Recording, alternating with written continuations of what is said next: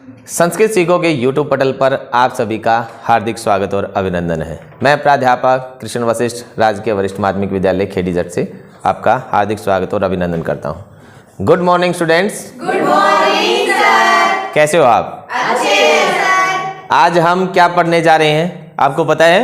Yes sir. क्या पढ़ेंगे? अपठित गद्यांश। तो आप मुझे बता सकते हैं कि अपठित गद्यांश क्या होते हैं? Unseen passage. बड़े अच्छे बच्चे हैं वैसे।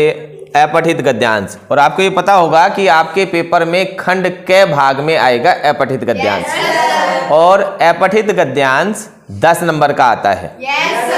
10 नंबर ये, और 3 नंबर का पठित गद्यांश और 2 नंबर का पठित पद्यांश, 5 नंबर वो।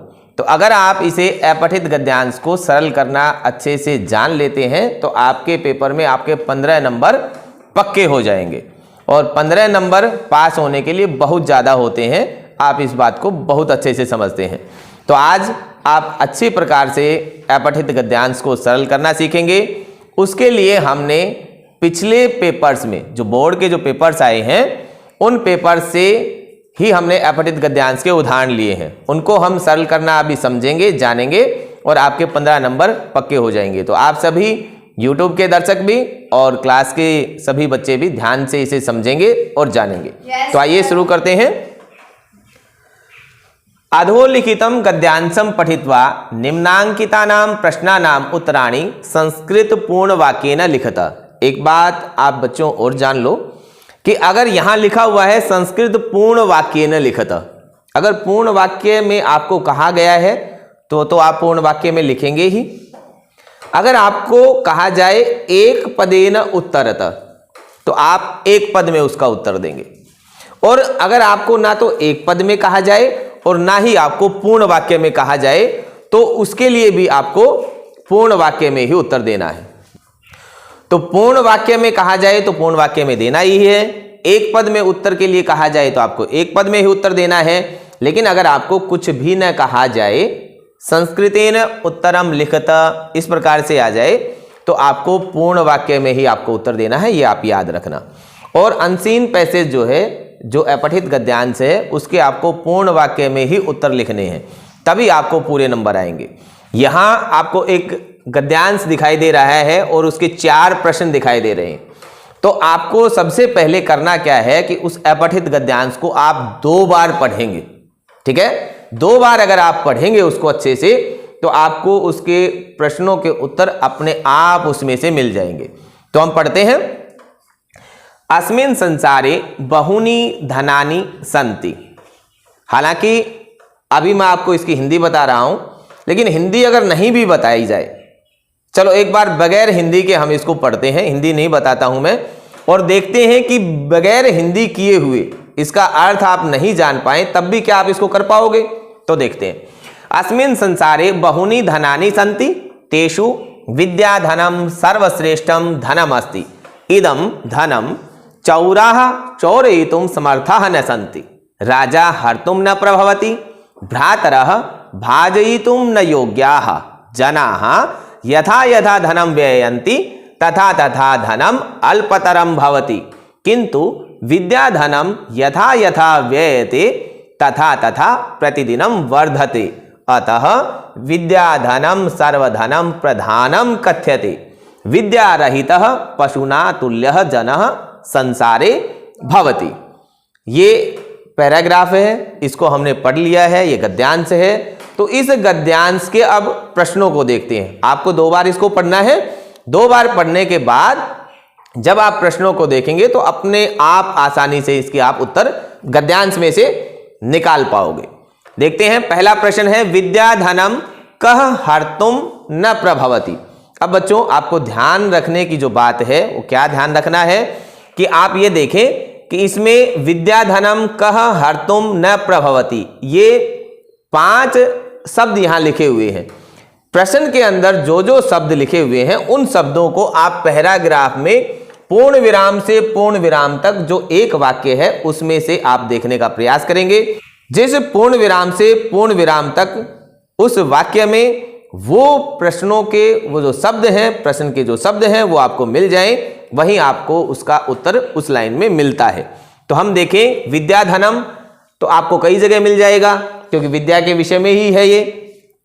कहाँ हर्तुम न प्रभवती, हर्तुम न प्रभवती, ये आप देख के बताएं कि किस लाइन में, किस वाक्य में आपको इसका उत्तर मिल रहा है। क्या आप देख पा रहे हैं? yes, कहाँ है?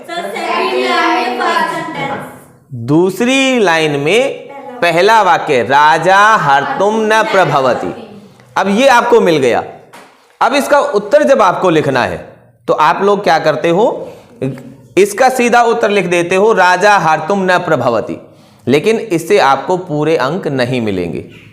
अब आपको क्या करना है, आपसे प्रश्न पूछा गया विद्याधनम। अब विद्याधनम ऊपर तो उस लाइन में है नहीं, लेकिन आपको यहां प्रश्न में दिया गया है।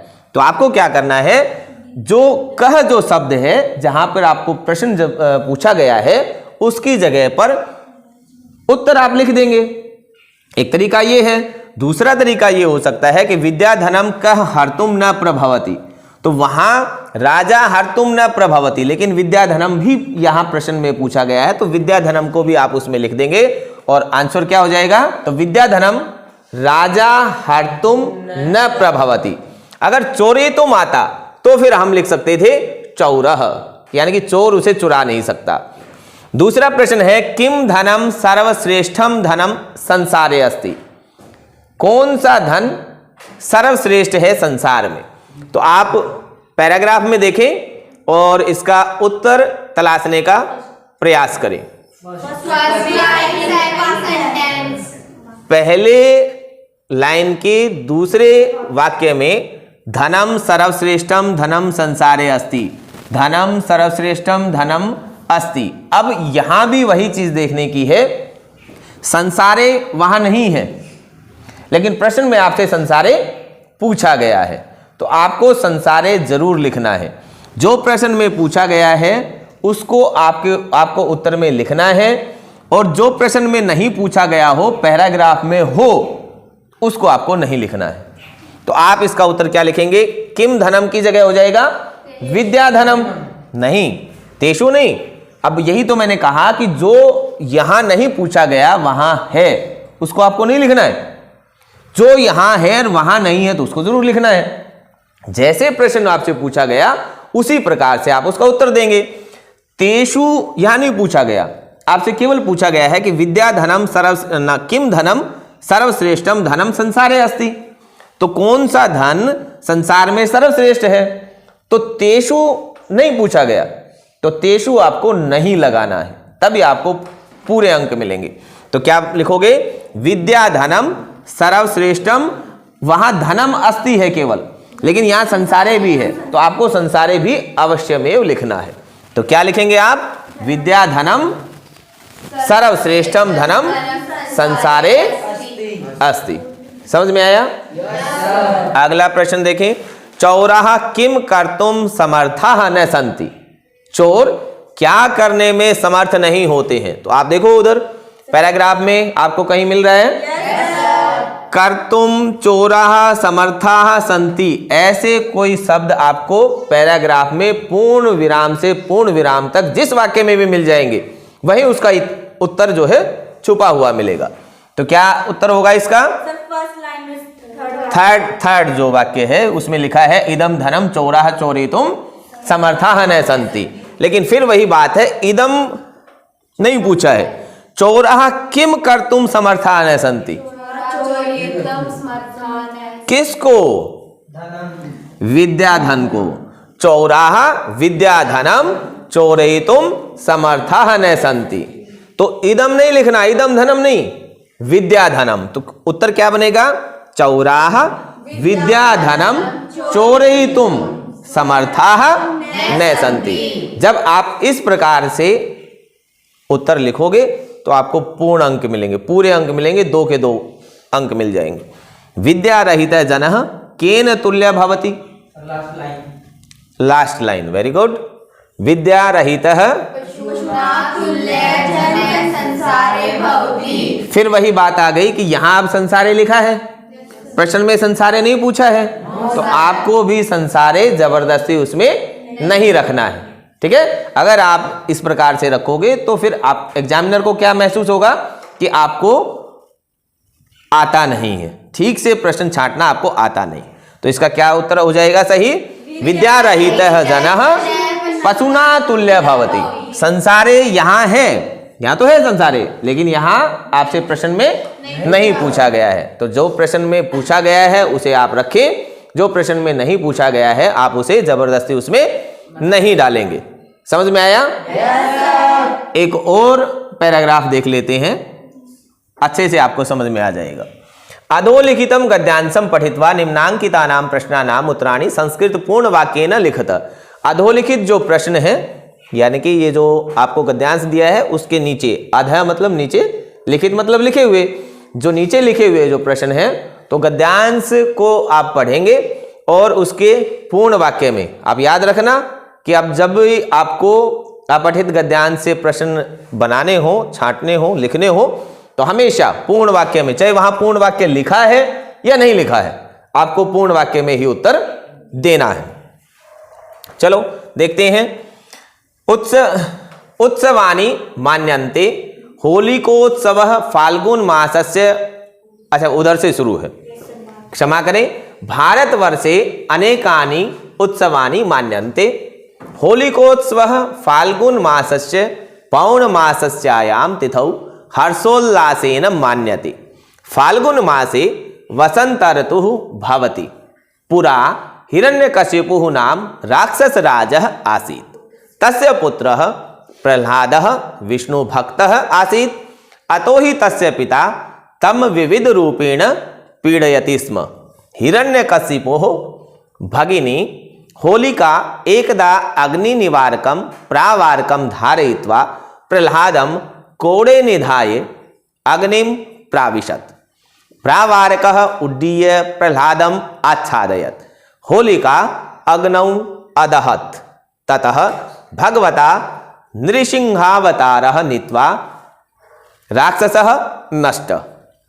तो होलिका का उत्सव हम मनाते हैं, आप सबको पता है, उस कहानी का भी पता है, और वही कहानी आपको यहाँ इस गद्यांश में दी गई है।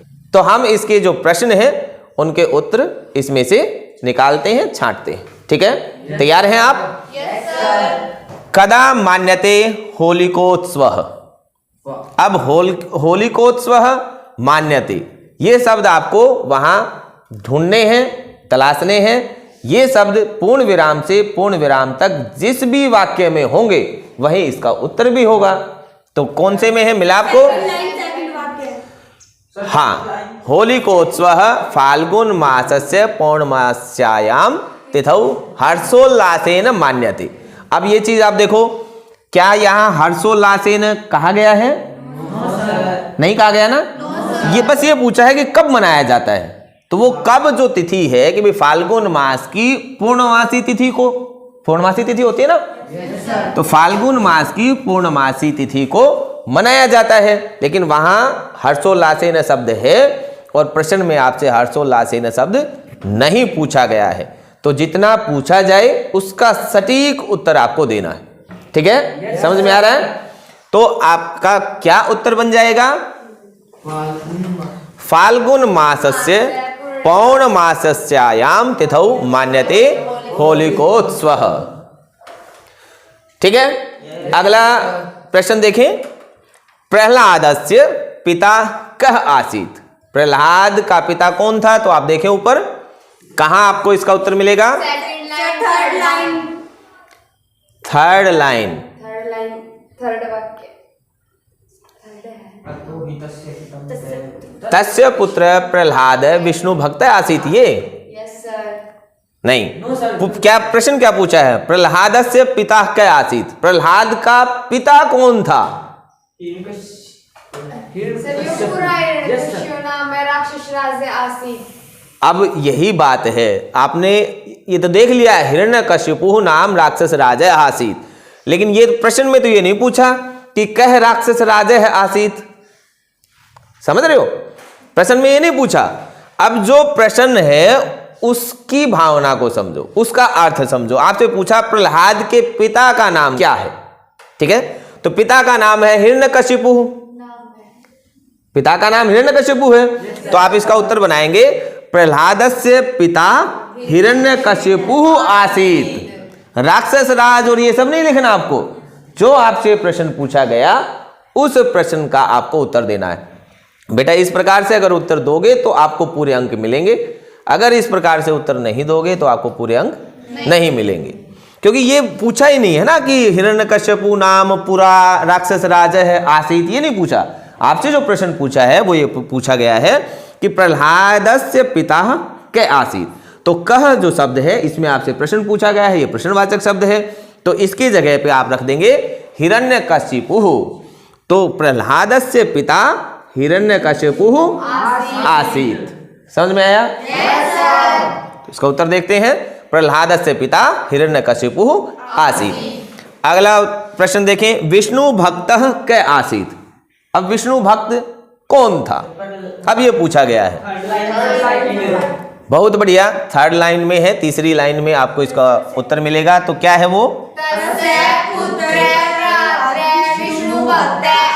उसका पुत्र प्रहलाद विष्णु भक्त था, क्योंकि प्रश्न में उसका पुत्र ये सब नहीं पूछा है, तो जो क्या पूछा है इसके अनुसार क्या आंसर बनेगा?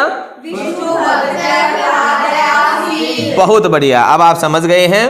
कह जो प्रश्न पूछा गया है, प्रश्नवाचक जो शब्द है उसकी जगह पर आप उसका उत्तर लिख देंगे विष्णु भक्त है, और आंसर बन जाएगा क्या? विष्णु भक्त प्रहलाद आसीत। बहुत बढ़िया। अगला प्रश्न देखते हैं, हिरण्यकशिपु भगिन्याः नाम किम।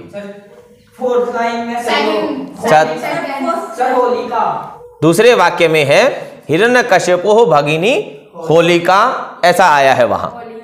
तो आपको उत्तर उस लाइन के अनुसार नहीं, जैसा प्रश्न पूछा गया है उसके अनुसार बनाना है। तो क्या बनेगा? हिरण्यकशिपु भगिन्याः नाम होलिका, बस इतना ही। हिरण्यकशिपु भगिन्याः नाम होलिका, आसीत लगाओ मत लगाओ कोई जरूरी नहीं है, क्योंकि वहां पूछा भी नहीं है। किम आसीत अगर होता तो आप लगा सकते थे, अन्यथा केवल इतना भी लिखोगे हिरण्यकशिपु भगिन्याः नाम होलिका। ठीक है? Yes sir. तो आपको समझ में आ गया है? Yes sir. आप अच्छे से कर पाएंगे अब? Yes sir. चलो, तो मैं आशा करता हूं सभी YouTube के दर्शकों को भी अपठित गद्यांश में से प्रश्न छांटने आ गए होंगे। बाकी और एक और वीडियो भी बनाएंगे जिसमें हम और प्रश्नों को रखेंगे और अपठित गद्यांशों को रखेंगे, जिनमें से हम प्रश्न छाटेंगे। वीडियो को आप शेयर करें, लाइक करें, चैनल को सब्सक्राइब करें। सर्वेभ्यो नमो नमः।